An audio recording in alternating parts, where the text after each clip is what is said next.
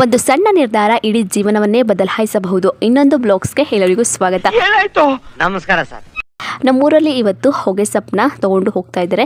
ನಾಳೆ ಮಾರ್ಕೆಟ್ ಕೊಟ್ಟಿದ್ದಾರೆ, ಹಾಗಾಗಿ ಇವತ್ತು ತೊಗೊಂಡು ಹೋಗ್ತಾ ಇದ್ದಾರೆ. ಆಲ್ಮೋಸ್ಟ್ ನಮ್ಮ ಊರಲ್ಲಿ 90% ಜನ ಎಲ್ಲರೂ ಕೂಡ ಹೊಗೆ ಸೊಪ್ಪನ್ನ ಬೆಳೀತಾರೆ. ಈ ವರ್ಷ ಹೊಗೆ ಸೊಪ್ಪು ಬೆಳೆದಿರೋ ಕತೆ ಎಲ್ಲ ಗೋವಿಂದ. ಏನಕ್ಕಪ್ಪ ಅಂತಂದರೆ ಹೊಗೆ ಸೊಪ್ಪಿಗೆ ಈ ವರ್ಷ 130 ರೂಪಾಯಿಂದ 180 ರೂಪಾಯಿ ತನಕ ರೈಟ್ ಕೊಟ್ಟಿದ್ದೇನೆ.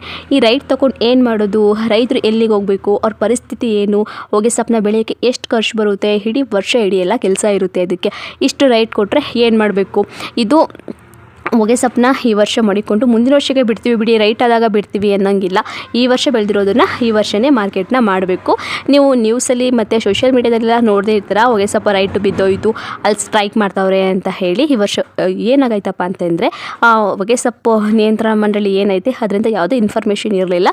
ನಾವು ಸೊಪ್ಪನ್ನ ಸ್ವಲ್ಪ ಕಮ್ಮಿ ತೊಗೊತೀವಿ, ನೀವು ಇಷ್ಟಿಷ್ಟೇ ಬೆಳೀರಿ, ಒಬ್ಬೊಬ್ಬರು ಲೈಸೆನ್ಸ್ದಾರು ಒಂದು 15 ಕ್ವಿಂಟಲ್ ಅಥವಾ 10 ಕ್ವಿಂಟಲ್ ಬೆಳೀರಿ ಅಂತ ಹೇಳಿದರೆ ಮುಂಚಾಗಲೇ ಅಷ್ಟೇ ಬೆಳೀತಾ ಇದ್ರು. ಅವ್ರ ಕಡೆಯಿಂದ ಯಾವುದೇ ಮಾಹಿತಿ ಇರಲಿಲ್ಲ, ಏನೂ ವಿಷಯನ ಗೊತ್ತೇ ಇರಲಿಲ್ಲ.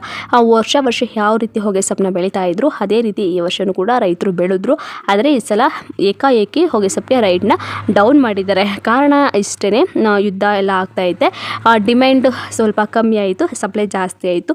ಅದಲ್ಲದೆ ಈ ವರ್ಷ ಶೇರ್ ಮಾರ್ಕೆಟು ಬಿದ್ದೋಗ್ತಾ ಐತೆ. ಇದಕ್ಕೂ ಏನಪ್ಪ ಸಂಬಂಧ ಅಂತಂದರೆ ಸಂಬಂಧ ಐತೆ, ಒಂದಕ್ಕೊಂದು ಲಿಂಕ್ ಅಂತೂ ಇರುತ್ತೆ. ITC ಶೇರ್ ಕೂಡ ಬಿದ್ದೋಗ್ತೈತೆ. ಇದೆಲ್ಲ ಕಾರಣದಿಂದ ಈ ಸಲ ಹೊಗೆ ಸೊಪ್ಪು ರೈಟು ಫುಲ್ ಕಮ್ಮಿ ಆಗೈತೆ. ಒಂದು ವರ್ಷ ಫುಲ್ಲು ಕೆಲಸ ಇರುತ್ತೆ. ಒಂದು ಸಲ ದುಡ್ಡನ್ನ ನೋಡೋಕ್ಕೆ ವರ್ಷ ಇಡೀ ರೈತರು ಖರ್ಚು ಮಾಡಬೇಕು. ಸೊಸಿ ಬೀಜ ಬಿಡೋತವಿಂದ ಹಿಡಿದು ಅದನ್ನು ಮಾರ್ಕೆಟ್ ಮಾಡೋ ತನಕನೂ ಖರ್ಚೈತೆ. ನಾನು ಮಿನಿ ಬ್ಲಾಗ್ಸಲ್ಲಿ ಆಲ್ರೆಡಿ ಹೇಳಿದ್ದೀನಿ ಏನೇನೆಲ್ಲ ಖರ್ಚಿರುತ್ತೆ, ಏನೇನೆಲ್ಲ ಕಷ್ಟಗಳು ಇರುತ್ತೆ ರೈತರಿಗೆ ಅಂತ. ಊಟ ಮಾಡೋಕ್ಕಾಗಲ್ಲ ನಿಮ್ಮದೇ ಕೂತ್ಕೊಂಡು, ಅಷ್ಟು ಒಂಥರ ಹಿಂಸೆ ಮತ್ತು ಕಷ್ಟ ಇರುತ್ತೆ. ಇದೆಲ್ಲದರ ನಡುವೆ ಹಂಗೂ ಕೂಡ ನಮ್ಮ ರೈತರು ಈ ವರ್ಷ ಹೊಗೆ ಸೊಪ್ಪನ್ನ ಬೆಳೆದಿದ್ರು. ಆದರೆ ಈ ಸಲ ಅವ್ರಿಗೆ ಮಾಡಿರೋ ಖರ್ಚು ಕೂಡ ಬರಲ್ಲ. ಅಲ್ಲದೆ ಕೆಲವರು ಈ ವರ್ಷ, ಕೆಲವರಲ್ಲ ಯಾರೋ ಒಬ್ಬರು ಮಾರ್ಕೆಟಲ್ಲೇ ನೇಣು ಹಾಕ್ಕೊಳ್ಳೋಕ್ಕೇನೋ ಹೋಗಿದ್ರಂತೆ. ಅದು ವಿಷಯ ಬಂತು. ನಮ್ಮನೆ ಹೊಗೆ ಸೊಪ್ಪನ್ನ ತೊಗೊಂಡು ಹೋಗಿದ್ರಲ್ವ, ಅಲ್ಲಿ ಅವತ್ತಿನ ದಿನ ಆ ಥರ ಮಾಡ್ಕೊಳಕ್ಕೆ ಹೋಗಿದ್ರಂತೆ. ಏನಕ್ಕಪ್ಪ ಅಂತಂದರೆ ಸಿಕ್ಕಾಬಟ್ಟೆ ಖರ್ಚು ಮಾಡಿರ್ತಾರೆ. ಒಬ್ಬರು ಸಾಲ ಮಾಡಿ ತಂದು ಹಾಕಿರ್ತಾರೆ. ಬರಲಿಲ್ಲ ಅಂತಂದರೆ ಎಲ್ಲಿಗೆ ಹೋಗ್ಬೇಕಲ್ವ, ಏನು ಮಾಡಬೇಕಲ್ವ. ಇದನ್ನು ಈ ವರ್ಷ ಬೆಳೆದಿರೋದನ್ನು ನೆಕ್ಸ್ಟ್ ಇಯರ್ ಬಿಡ್ತೀನಿ, ಆಚೆ ನೆಕ್ಸ್ಟ್ ಇಯರ್ ಬಿಡ್ತೀನಿ ಅನ್ನೋಂಗಿಲ್ಲ. ಅದೇ ವರ್ಷ ಮಾರ್ಕೆಟ್ನ ಮಾಡಬೇಕಾಗುತ್ತೆ. ಮತ್ತು ಅವ್ರು ಏನು ಬೆಲೆ ಕೊಡ್ತಾರೆ ಅದೇ ಬೆಲೆನ ತೊಗೋಬೇಕಾಗುತ್ತೆ. ಇದಕ್ಕೆ ಕನಿಷ್ಠ ಬೆಂಬಲ ಬೆಲೆ ಅಂತ ಏನೂ ಇಲ್ಲ. ಈಗ ಬೇರೆ ಕಾಳುಗಳಿಗೆಲ್ಲ ಕನಿಷ್ಠ ಬೆಂಬಲ ಬೆಲೆ ಅಂತ ಐತೆ ಅಲ್ವಾ, ರಾಗಿ ಭತ್ತಕ್ಕೆಲ್ಲ. ಇದಕ್ಕೆ ಆ ಥರ ಏನೂ ಇಲ್ಲ. ಅವರು ಮುಂಚಾಗಲೇ ವಿಷಯ ತಿಳಿಸಿದಿದ್ರೆ ಈ ಸಮಸ್ಯೆ ಆಗ್ತಾ ಇರಲಿಲ್ಲ. ಮುಂಚಾಗಿ ವಿಷಯ ತಿಳಿಸ್ತೇನೆ ಇರೋ ಕಾರಣ ಈ ಸಮಸ್ಯೆ ಆಗೈತೆ. ಇದೊಂದು ಕಡೆ ಆಯಿತು. ಏನಾದರೂ ಆಗಲಿ ಬಿದ್ದೋದ್ರೂ ಹೋಯಿತು ಅಂತ ಹೇಳಿ ಬಿಟ್ಟಾಕಬೇಕು ಅಷ್ಟೇ. ಮುಂದಿನ ವರ್ಷಕ್ಕೆ ನೋಡಬೇಕು. ಈ ವರ್ಷ ಹೇಳಿದರೆ ಒಬ್ಬರು ಲೈಸೆನ್ಸ್ದಾರಿಗೆ ಒಂದು 10 ಕ್ವಿಂಟಲ್ ಕೊಡ್ತೀವಿ ಅಂತ ಹೇಳಿ ಅಷ್ಟನ್ನು ಬೆಳ್ಕೋಬೇಕು ರೈತರು. ಹೆಚ್ಚಾಗಿ ಬೆಳೆದೇ ಇದ್ದರೆ ಒಳ್ಳೆಯದು ರೈತರಿಗೆಲ್ಲ. ನನ್ನ ತಮ್ಮ ಪರಂಗಿ ಹಣ್ಣಾಗಿತ್ತು ಅಂತ ಹೇಳಿ ಅದನ್ನು ಸಿಪ್ಪೆಲನ್ನು ತೆಗೆದು ಕಟ್ ಮಾಡ್ತಾ ಇದ್ದಾನೆ. ನಮ್ಮ ಪ್ರೀತಮ್ ಸಮ್ಮರ್ ಹಾಲಿಡೇಸ್ ರಜಾ ಕೊಟ್ಟಿದ್ದಾರೆ, ಸ್ವಲ್ಪ ಟ್ಯೂಷನ್ಗೆ ಹೋಗು, ಕಲ್ತಿರೋದೆಲ್ಲ ಮರ್ತ್ಕೊತೀಯ ಅಂತ ಅವರಮ್ಮ ಹೇಳಿದ್ರೆ, ಈ ಬೇಸಿಗೆ ರಜದಲ್ಲೂ ಬಿಡೋದಿಲ್ವಲ್ಲಮ್ಮ ನನ್ನ, ಟ್ಯೂಷನ್ಗೆ ಹೋಗಿ ಏನು ಮಾಡಬೇಕು ಅಂತ ಹೇಳ್ತಾನೆ.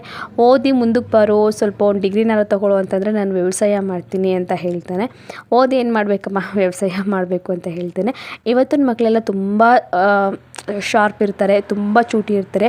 ನಮ್ಮ ಕಾಲದವ್ರ ಥರ ಅಲ್ಲ. ನಮ್ಮ ಕಾಲದಲ್ಲೆಲ್ಲ ನಮಗೆ ಓದಲೇಬೇಕು ಅನ್ನೋದೊಂದಿತ್ತು. ಆದರೆ ಇವಾಗ ಆ ಥರ ಇಲ್ಲ. ನಾವು ಏನಾದರೂ ಮಾಡಿ ಒಂದು ಜೀವನನ ಕಟ್ಕೊತೀವಿ ಅನ್ನೋ ಲೆವೆಲ್ಗೆ ಬಂದಿದ್ದಾರೆ. ಇವತ್ತು ಎಲ್ಲ ಸ್ಕಿಲ್ ಮೇಲೆ ತುಂಬ ಫೋಕಸ್ನ ಮಾಡ್ತಾರೆ. ಅದು ಕೂಡ ಒಳ್ಳೆಯದೇ.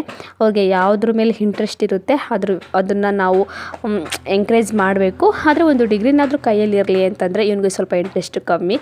ಈ ರಾಜ್ಯದಲ್ಲೂ ಬಿಡಲ್ವಲ್ಲ ನನ್ನನ್ನು ಅಂತಾನೆ. ಏನಪ್ಪ ಮಾಡ್ತೀಯಾ ಅಂತಂದರೆ ದನ ಮೇಯಿಸ್ತೀನಿ, ದನಗಳು ಕುರಿಗಳೆಲ್ಲನೂ ನೋಡ್ಕೊತೀನಿ, ವ್ಯವಸಾಯ ಮಾಡ್ತೀನಿ ಅಂತ ಹೇಳ್ತಾನೆ. ಏನೂ ಮಾಡೋಕ್ಕಾಗೋದಿಲ್ಲ. ಎಷ್ಟು ಹಠ ಮಾಡಿದ್ರು 2-3 ದಿನದಿಂದ ಟ್ಯೂಷನ್ಗೆ ಹೋಗ್ತಾ ಇಲ್ಲ. ಈಗ ರಜಾ ಕೊಟ್ಟಿರೋದು, ನಾನು ರಾಜ್ಯದಲ್ಲಿ ಇದನ್ನ ಜೀವನ ಇದು ಕಳಿಬೇಕು, ಅವ್ನು ಏನು ಹೇಳ್ದ ಅನ್ನೋದನ್ನು ನನಗೆ ಎಕ್ಸ್ಪ್ಲೈನ್ ಮಾಡೋಕ್ಕೆ ಬರ್ತಾಯಿಲ್ಲ. ಅವರಮ್ಮ ಟ್ಯೂಷನ್ಗೆ ಹೋಗು, ದುಡ್ಡು ಕಟ್ಟಿದ್ದೀವಿ, ಫೀಸ್ ಕಟ್ಟಿದ್ದೀವಿ ಅಂತ ಹೇಳಿದ್ರೆ ಇವನು ಹೋಗ್ತಾ ಇಲ್ಲ. ಪೇಂಟ್ ಮಾಡ್ತಾ ಇದ್ದಾನೆ, ಇಲ್ಲಿ ಕೂತ್ಕೊಂಡು ಪೇಂಟ್ ಮಾಡ್ತಾ ಇದ್ದಾನೆ. ಯಾವ ಟ್ಯೂಷನ್ನು ಬೇಡ, ಏನು ಬೇಡ, ನೀವೆಲ್ಲ ಓದಿ ಏನು ಕೆಲಸ ತೊಗೊಂಡಿದ್ದೀರಾ ಅಂತ ನಮಗೇ ಕ್ವಶನ್ನು. ಹೌದು, ಅವ್ನು ಹೇಳೋದು ಸರಿ. ಡಬಲ್ ಡಿಗ್ರಿ ಮಾಡಿಕೊಂಡು ಗ್ರಾಜುಯೇಟ್ ಮುಗಿಸ್ಕೊಂಡು ಎಲ್ಲನೂ ಮುಗಿಸ್ಕೊಂಡು ಮನೇಲಿದ್ದೀವಿ. ನಾನು ಇವಾಗ ವಿಡಿಯೋ ಮಾಡೋಕ್ಕೆ ಅಂತ ಸ್ಟಾರ್ಟ್ ಮಾಡ್ಕೊಂಡಿದ್ದೀನಿ. ಅಪ್ಪ ಮಾರ್ಕೆಟಿಂದ ಬಂದರು, ಅಂದರೆ ಹೊಗೆ ಸೊಪ್ಪು ಹಾಕ್ಬಿಟ್ಟು ಬಂದರು. ನೈಟ್ ಏನು ಹೋಗಿರಲಿಲ್ಲ. ಹೊಗೆ ಸೊಪ್ಪು ರೇಟ್ ಎಲ್ಲ ಬಿದ್ದೋಯ್ತು ಅಂತ ತಲೆ ಮೇಲೆ ಕೈ ಹೊತ್ಕೊಂಡು ಕೂತಿದ್ದಾರೆ. ಅಮ್ಮ ಜಸ್ಟ್ ಊಟ ತಂದು ಕೊಟ್ಟರು, ಊಟ ಮಾಡಿದ್ರು.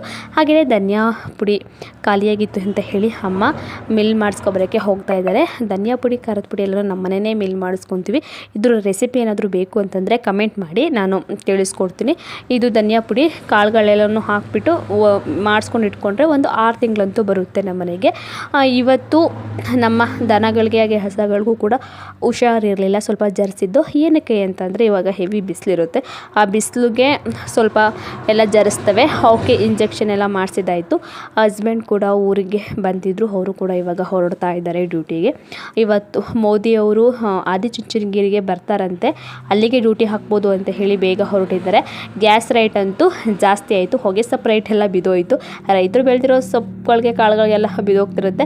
ಈ ಗ್ಯಾಸು ಸಿಲಿಂಡ್ರು ಇವೆಲ್ಲ ಜಾಸ್ತಿ ಆಗ್ತಿರುತ್ತೆ. ಗ್ಯಾಸ್ ರೇಟ್ ಜಾಸ್ತಿ ಆಯ್ತಲ್ಲ ಅಂತ ಹೇಳಿ ಅಮ್ಮ ಒಲೆಯಲ್ಲೇ ಅಡುಗೆ ಮಾಡ್ತಾಯಿದ್ದೆ. ನಮ್ಮದು ಹೊಸ ಮತ್ತೆ ಸ್ವಲ್ಪ ಹುಷಾರು ತಪ್ಪಿರೋದ್ರಿಂದ ಮತ್ತೆ ಇನ್ನೊಂದು ಇಂಜೆಕ್ಷನ್ನ ಹಾಕಿಸ್ತೈತೆ ಅಪ್ಪ.